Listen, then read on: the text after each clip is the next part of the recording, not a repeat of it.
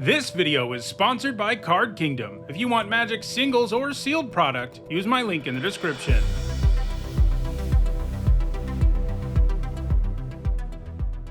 Hi everyone, I'm Nitsahone, and it's time for another MTG Top 10. Today, I'll be giving my picks for the 10 biggest bombs in Avatar: The Last Airbender. In Magic, a bomb is a good thing. Most frequently used when talking about limited formats, bomb is a word used to describe a card that drastically alters the game in your favor, with many of them even capable of pulling you back ahead from behind. In other words, these are the cards that you most want to see in your Pack 1 Pick 1 in an Avatar: The Last Airbender draft, or open in your sealed pool at the pre-release. If you're interested in my thoughts on more than just the very best cards in the set, which happen to all, of course, be rares and mythics, you should check out my set review, where I cover every single card in the set. Before we get to today's top 10, here's a quick word from this video's special sponsor, Into the AM. They've been sponsoring my content pretty regularly for years at this point, and that's great, because it means I get to talk about their great products. Into the AM is an apparel company, and for a long time they were definitely best known for their graphic tees, like the one I'm wearing now. And those are great, but in the last couple of years they've drastically expanded their offerings, and these days you can find jackets, like this one, as well as hoodies, Henleys, and more in their store. All of it fits and looks great. And right now is a great time to pick up Into the AM apparel because their Black Friday sale is active now, and you can get up to 60% off store-wide. If you use my link in the description and use code NITSAHONE at checkout, you'll also get an additional 10% off. So whether you're looking for great clothes for yourself or for someone else as a gift, you should definitely check out Into the AM. Alright, without further ado, here are my picks for the 10 strongest cards in Avatar: The Last Airbender. At number 10, I have Ran and Shaw. So this is a 5-mana 4/4 flying and firebending 2, and you can also pay 3 generic and a red to give all your dragons +2/+0 until end of turn, and that includes itself. So if we just look at that part of the card, it's a pretty good one, because it's a big, scary dragon that can get in the air, it has firebending, and a place to sink that firebending mana. But if we stop there, it wouldn't be on this list. I wouldn't have given it a bomb grade in the set review. What gets it there is the rest of the text box, which says, if you cast them and there are 3 or more dragon and or lesson cards in your graveyard, you create a token copy of Ran and Shaw, except it's not legendary. In other words, you pay 5 mana and get 2 4/4 flyers who have firebending 2, and this ability to buff dragons ends up getting even better as well. If this was always that card, if it always gave you the extra copy of itself, it would be much, much higher on the list, but I do think you'll be able to make the extra copy of it often enough for it to be on this list. Lessons are everywhere, especially in the blue-red color pair. It'll be easy to throw them in the graveyard, but every deck in the format will have lots of lessons, and getting 3 in the graveyard while challenging is definitely doable, and I think it's what you're going to be able to do with Ran and Shaw often enough for it to be incredibly strong. And it doesn't hurt that it has this solid baseline where you're perfectly happy to cast it as just 1 dragon when you have to, because it has this ceiling where you pretty much win the game every time you cast it, because getting 2 huge dragons like that is incredibly difficult to beat. It gives you a 2-for-1 up front. If your opponent kills one of them, they're still coming out behind, so it's just a really powerful card. You do need to value lessons a little bit more if you have Ran and Shaw in your deck. Dragons too, although there's only one other one in the set, and it's the blue-red Signpost uncommon, so keep that in mind. You're mostly leaning on lessons, but I think it's doable enough for this to be one of the biggest bombs in the set. At number 9, I have Appa, Steadfast Guardian. So 4 mana, 3/5, flash, flying. We can stop there, and this is another pretty good card, much like Ran and Shaw. That is a big enough body that you can send it in and have it ambush block a 3/3, and if you're starting that way, you've already got yourself a 2-for-1. You get to untap, you have a big flyer in play, you're feeling good about yourself. But there's way more going on in the text box here, of course, because Appa can also airbend any number of other target non-land permanents you control. So this means they get exiled, and then you can cast them for 2 generic from exile. That's not an effect that is always useful, but it's great if your opponent is using removal, for example, because you can just blink away whatever they're targeting, which that will also grant you at least a 2-for-1 because you're getting your creature out of the way of the removal spell, which now fizzles. It's also pretty good if combat goes sideways one way or another, you can get your creatures out of the way. But there's another reason you're going to want to airbend your stuff, even when it may not matter that much immediately, and that's because when you cast a spell from exile, you get a 1/1 white ally creature token. It's not always worth it to get rid of your creatures for a little bit and then have to pay 2 generic mana more just to get a 1/1 token, but in the late game, this turns into like an amazing mana sink where you blink away all your stuff, cast it again to go really wide. And I haven't even mentioned like rebuying powerful enters triggers on the cheap, which is definitely a thing. There are expensive creatures in the format and other permanents in the format that if you can recast them for only 2 generic mana are pretty insane. So Appa has a lot of synergy within the format in addition to being an inherently powerful card, and that's what makes it one of the biggest bombs in Avatar: The Last Airbender. At number 8, I have Aang at the Crossroads. So this is a 5 mana 3/3 flyer. That's not a good starting point, but it has a great enters trigger. You look at your top 5 cards and you put a creature card with mana value 4 or less from among them onto the battlefield. So most of the time you cast Aang and you get another creature from your top cards and just put it onto the battlefield. You're not usually going to whiff with this. There is a small possibility, but most limited decks consist primarily of creatures with mana value 4 or less. And you're going 5 deep in your 40 card limited deck, so there is a very good chance you're going to hit one. You're going to hit a creature almost every time you cast this. Occasionally you'll be horribly unlucky and hit like 5 lands or something, but that's just not going to happen very often. And it really doesn't matter what you get all that much. I mean, you'd like for it to be something that costs 4, but even if it costs 3 or 2, you're starting out with a 2 for 1. And that's often what makes a card into a bomb, is it adds inordinately to the board in the sense that it gives you 2 bodies or it takes something away from your opponent while giving you something, and that's what Aang does. However, if he ended there, he probably would have fallen a little bit short of this list. You know, he's a little hard to cast, he does have this downside where he whiffs, and his base stats aren't that good. But of course, there is a bunch more text here, and not just on this side of the card, because when a creature you control leaves the battlefield, you transform Aang at the beginning of the next upkeep. And then he becomes Aang Destined Savior, which is a bigger flyer, a 4/4 that gives all your lands vigilance, and at the beginning of combat on your turn, you get to Earthbend too. So he starts turning your lands into creatures and gives them vigilance at the same time, which is great. And you get all of that, of course, in addition to the front side of the card, which has generated a bunch of value for you already. And the very fact that he gets a creature and puts it into play makes it way easier to transform him in the first place, and then he can make an army out of anything. Like, even if all you have is lands, because you gave up the creature to transform Aang, now you're going to be able to turn your lands into creatures and probably take over the game with your big flyer and your animated land army. He does cost 3 colors. That does make him a little trickier to cast sometimes, but he's very, very powerful and one of the biggest bombs in this set. At number 7, I have Azula, Cunning Usurper. So she's a 5 mana 4/4. She comes with Firebending 2, and when she enters, target opponent exiles a non-token creature they control, then they exile a non-land card from their graveyard. So your opponent here does get to choose when you play this 5 mana 4/4. They're going to choose their worst non-token creature and the worst card in their graveyard to be exiled here. That would be what they would do anyway, but it's especially the case because Azula also lets you, during your turn, cast cards exiled with her, and you can cast them as though they had flash, and mana of any type can be spent to cast them. So, in other words, Azula comes down, kills your opponent's worst creature, but then gives you access to it, probably not until your next turn since you just spent 5 mana. But if you cast their worst creature after removing their worst creature, you're still coming out way ahead, and that's without even talking about the card they exiled from their graveyard, which you also have access to. Throw in the fact that her Firebending can be used to help you cast the things you steal because you can cast them as though they had flash, and she just ends up being incredibly powerful. You know, early on when I was making this list, she was closer to the top, but the more I thought about her, I did push her down a little bit, and that's because her ability to let you cast things isn't the kind that sticks around even if she goes away. If Azula dies, you lose access to those cards, and your opponent has a window to just turn her into a 5 mana 4/4 that kills their worst creature, which is still a pretty good fail case, but I do think that's an outcome you're going to see enough that you can't quite count on her being like the 4-for-1 that she has as her ceiling. She'll get there sometimes and she'll feel amazing when she does, and she's never going to feel bad to cast, so she's an incredibly powerful card.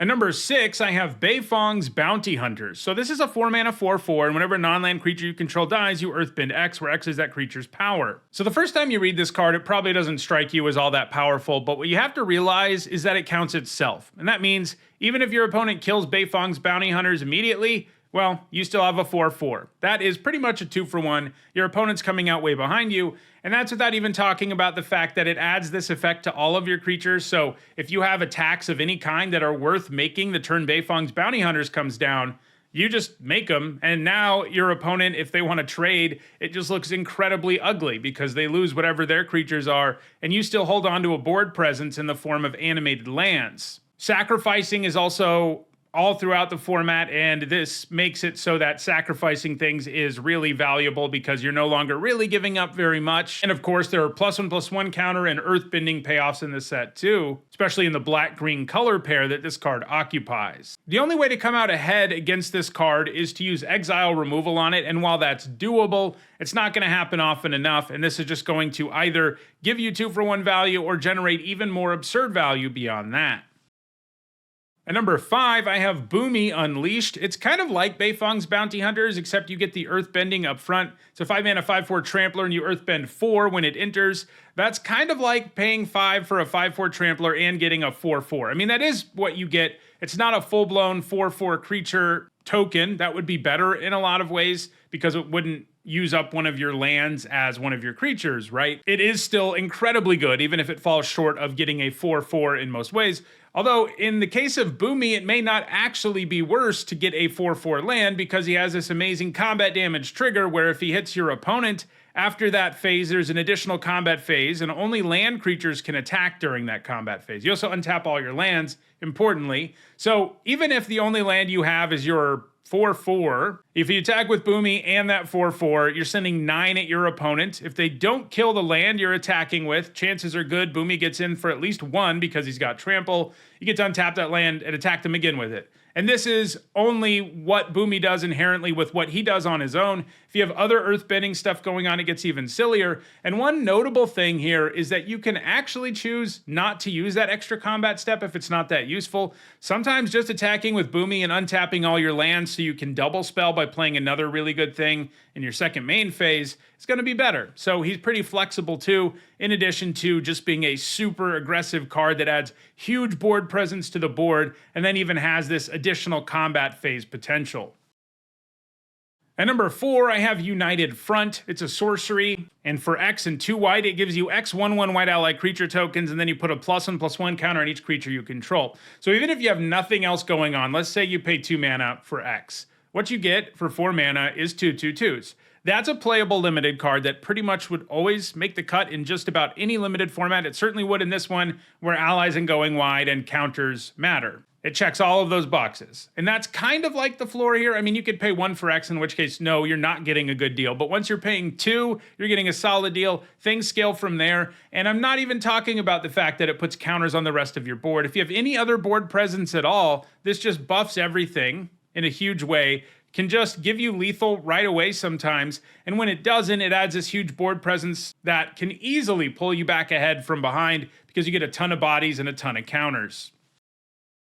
At number 3, I cheated a little bit and included 3 cards, but that's because they're all part of the same cycle and they all would have made the list, and I think it would have been less interesting if I gave each of them their own spot, because we wouldn't have been able to talk about as diverse of cards as we've gotten to. Those are the Sagas, the Rise of Sozin, the Legend of Roku, and the Legend of Kuruk. They're all insane bombs. It's super difficult to rank which one is better than the others, but if I have to, and I kind of do because I made this video, I think it's probably the Rise of Sozin. What makes all of these great is that they give you a series of effects that are valuable in and of themselves, and then they turn into creatures that are incredibly scary. So the Rise of Sozin definitely has the kind of impact on the board that the other 2 just don't, because it immediately destroys all creatures. So it's a Wrath, it's a 6-mana Wrath, and normally those aren't incredible in Limited. They don't normally make a bomb list because it's the kind of effect that's basically only good when you're behind a lot of the time, a Wrath effect is, and you do need bombs that can pull you ahead from parity or solidify your position when you're ahead. This just isn't a card that does that, normally. But things obviously don't end there, as it's a saga. Chapter 2 is not all that exciting. It lets you choose a card name and you exile all your opponent's cards with that name, so you can get rid of a creature you're worried they could get back or something, and you do get to look at their whole deck, etc., but it's not a very valuable effect overall, especially in Limited. However, Chapter 3 is where things get interesting, because now is when it turns into Fire Lord Sozin, and he's going to appear on a board that the Saga side has likely decimated. And he's a 5/5 with Menace and Firebending 3, and when he hits a player, you can pay X, and when you do, you put any number of target creature cards with total mana value X or less from that player's graveyard onto the battlefield under your control. So in other words, Chapter 1 wipes away everything. Chapter 2, kind of a throwaway. Then it turns into Firelord Sozin. The turn after that, you can attack with Firelord Sozin if your opponent hasn't already scooped. Because of Menace, it's going to be incredibly difficult for them to block in the wake of a Wrath effect. So probably hits them, and then you reanimate a bunch of cards with the Firebending mana and whatever other mana you have. So basically, this is a Wrath that ultimately also gives you a win condition that takes over the game once the dust settles. And that's just insane. So it makes it an incredibly powerful card. The other two are also really good, of course. Both of them give you a ton of card advantage with their earlier chapters. The Legend of Roku effectively draws you 3 cards. The Legend of Kuruk lets you scry and draw a couple cards. They're also way cheaper than the Rise of Sozin, and that's what makes it a little bit difficult to decide which of these is for sure the best of them, because they're all just really good. Roku eventually turns into a 4/4 with Firebending 4, and then it has an 8 mana activated ability that gives you a 4/4 red dragon with flying and Firebending 4. So kind of like the Rise of Sozin, it is sort of a one-man army of sorts because of its ability to give you a bunch of bodies. Unlike the Rise of Sozin, it's less likely that the board is just unoccupied and you'll be able to just slam in with Avatar Roku and have it survive when you do this. But if you can get a dragon out of it after everything else before it dies, you're still doing really well. And Kuruk becomes a 4/3 that gives you a 1/1 anytime you cast a spell. These 1/1s can't be blocked, nor can they block non-spirit creatures. That's both upside and downside. It also has this wacky waterbending effect where if you can waterbend 20, which is not entirely impossible if you have like a pile of clues and a few tokens made by Kuruk, you get to time walk though, if you manage to achieve that. I don't really think you're going to be able to do that very often. It's not impossible, but it's not likely. But that's okay, because just having this token engine that also, by the way, drew you a couple of cards earlier is pretty insane value to begin with. So all 3 of these are great. There are 2 others in this cycle. One of them I did give a bomb grade in the set review, and you'll see on the honorable mentions. I don't quite think the green one reaches the bomb level. It's still a really good card, but it does ask you to have something going on in the board, unlike these, which are just good on their own, even if you have nothing else ever going on. At number 2, it's Wan Shi Tong, Librarian. So it's X and 2 blue for a 1/1 with Flash, Flying, and Vigilance. And when it enters, you put X +1/+1 counters on them and draw half X cards rounded down. This is a little bit like United Front in that there's like this baseline where I would already be ecstatic, which is if I pay 2 for X, I have a 4 mana 3/3 with Flash, Flying, and Vigilance that draws me a card when it enters. And then also has this other ability where it will occasionally get a counter and draw you a card if your opponent makes the mistake of searching their library, which isn't that likely, but it will come up on occasion. Most of the value just comes from the fact that you can flash this thing in, draw cards, and add a huge flyer with Vigilance to the board. And things just get more ridiculous thereafter when you can pump even more mana into X, draw more cards, have an even bigger creature. And ambush blocking with this, drawing 1 card already is like a 3-for-1. That's going to take over most games. And it just scales as the game goes on, just like United Front does. It's an incredibly powerful creature that's going to end a whole lot of games. And that's why it's number 2 on this list. And I think there's an argument for it to even be number 1, though I do have 1 card higher, obviously enough. Before we look at that number 1 card, though, here are the honorable mentions. These are cards that got bomb grades in my set review, but didn't quite make the list for me.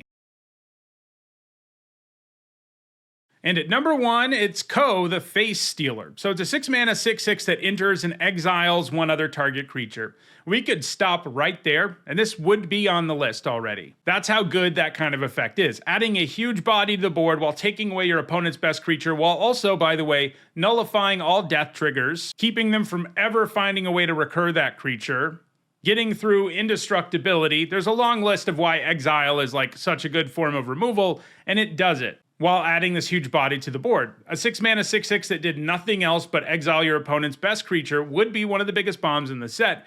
But you add up all this other stuff, which admittedly is not a massive chunk of this card's value, but it elevates it from being merely one of the biggest bombs in the set to, I think, the biggest bomb in the set, because anytime any other non-token creature dies, you can exile it. So that means if you don't want your opponent's stuff to be in the graveyard, it doesn't have to be. But that gets especially interesting because you can also pay 1 life and choose a card exiled with Ko, and if you do that, he has all activated and triggered abilities of the last chosen card. So this includes what he exiles up front with his enters trigger. You can steal whatever abilities that thing might have had, but you can also choose, after something else dies later in the game, to steal those abilities too. Now, not all creatures have these kinds of abilities, and that's why this part of the card isn't like a massive part of the value of what makes this card so good, but it does elevate it, like I said, because now occasionally you'll kill something that has an insane ability, and Ko can just gain that ability. And if it's your opponent's best creature, in this day and age, there's a decent chance it has some sort of ability that's actually worth stealing. So that's what I think makes Ko the face stealer the biggest bomb in the set. Virtually always guarantees that you now have the best creature on the board while killing your opponent's best creature, and that's just very difficult to beat. Though, like I said, Wan Shi Tong is similarly ridiculous, and I could see either one of them being number one. But for now, I'm picking Ko, the face stealer. So those are my picks for the 10 strongest cards in Avatar: The Last Airbender.